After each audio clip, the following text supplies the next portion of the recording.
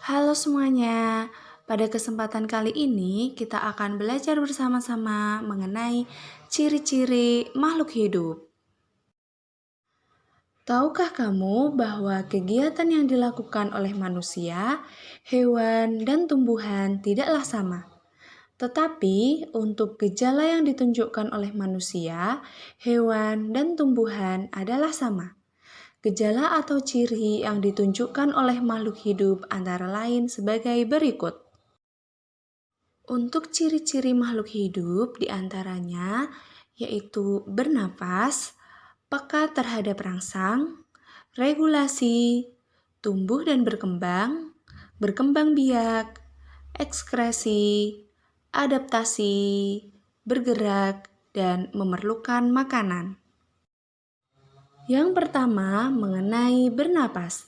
Bernapas adalah pengambilan oksigen untuk oksidasi makanan sehingga memperoleh energi dan mengeluarkan karbon dioksida sebagai zat sisa. Untuk reaksinya yaitu C6H12O6 plus 6O2 menghasilkan 6CO2 plus 6H2O plus energi. Yang kedua, bergerak.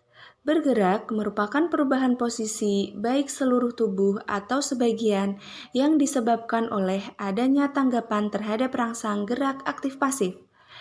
Gerak ada dua macam. Yang pertama, gerak aktif, dan yang kedua adalah gerak pasif. Pada gerak aktif akan mengakibatkan makhluk hidup dapat berpindah tempat. Contohnya dengan berjalan, berlari, terbang, dan lain sebagainya dengan menggunakan alat bantu gerak berupa kaki, sayap, dan juga sirip. Sedangkan gerak pasif sendiri merupakan gerak yang sangat lambat dan tidak mengakibatkan berpindah tempat. Contohnya yaitu menutupnya daun putri malu ketika disentuh, mekarnya bunga, dan juga gerak batang yang menghadap sinar matahari. Yang ketiga, peka terhadap rangsang. Iritabilita atau peka terhadap rangsang adalah kemampuan makhluk hidup menerima rangsang dan sanggup mengadakan respons terhadap rangsangan tersebut.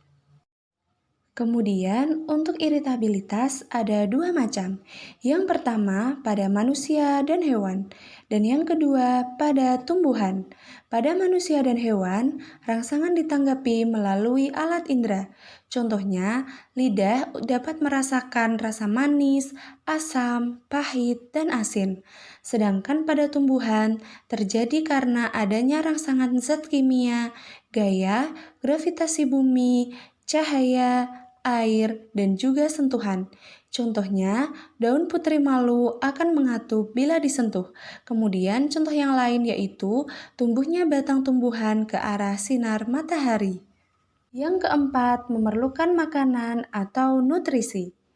Manusia dan hewan untuk memperoleh makanan sangat bergantung pada makhluk hidup yang lain yang disebut heterotrof. Kemudian, tumbuhan dapat membuat makanan sendiri dengan memanfaatkan bahan-bahan organik dari sekelilingnya dibantu oleh cahaya matahari. Makhluk hidup yang dapat membuat makanannya sendiri disebut autotrof. Yang kelima, tumbuh dan berkembang. Untuk tumbuh sendiri merupakan bertambahnya volume atau ukuran pada makhluk hidup. Contohnya yaitu bertambahnya tinggi, berat badan, lingkar pinggang, dan juga lingkar kepala. Kemudian untuk berkembang merupakan proses menuju kedewasaan yang dipengaruhi oleh hormon, nutrisi, dan lingkungan. Contohnya yaitu munculnya bunga pada tumbuhan, kemudian pada manusia mulanya tengkurap, lalu merangkak dan berdiri. Yang keenam, berkembang biak atau reproduksi. Berkembang biak adalah kemampuan makhluk hidup untuk menghasilkan keturunan. Tujuan berkembang biak adalah untuk melestarikan keturunan agar tidak punah dan menambah jumlah generasinya. Untuk perkembangbiakan sendiri ada dua macam. Yang pertama, generatif, dan yang kedua, vegetatif. Yang ketujuh, adaptasi. Adaptasi adalah kemampuan makhluk hidup untuk menyesuaikan diri terhadap lingkungan dan untuk mempertahankan diri. Adaptasi dibagi menjadi tiga, yaitu adaptasi morfologi, adaptasi fisiologi, dan adaptasi tingkah laku. Yang kedelapan, regulasi. Regulasi adalah proses pengaturan keserasian di dalam tubuh organisme yang diatur oleh syaraf hormon. Regulasi merupakan cara semua organ dan sistem tubuh bekerja sama secara efisien. Sistem ini terbagi atas tiga bagian, yaitu melalui sistem saraf, hormon, dan alat indera. Pengaturan sistem saraf diatur oleh urat saraf, sedangkan pengaturan sistem hormon melalui darah. Yang terakhir, ekskresi. Ekskresi adalah proses pengeluaran sisa-sisa metabolisme dalam tubuh.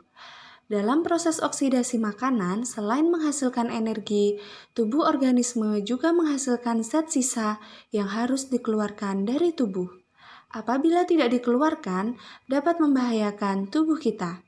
Contohnya yaitu manusia mengeluarkan karbon dioksida melalui paru-paru, kemudian ikan mengeluarkan karbon dioksida melalui insang. Sekian untuk materi ciri-ciri makhluk hidup. Kurang lebihnya mohon maaf. Terima kasih. Tetap semangat dan terus berprestasi.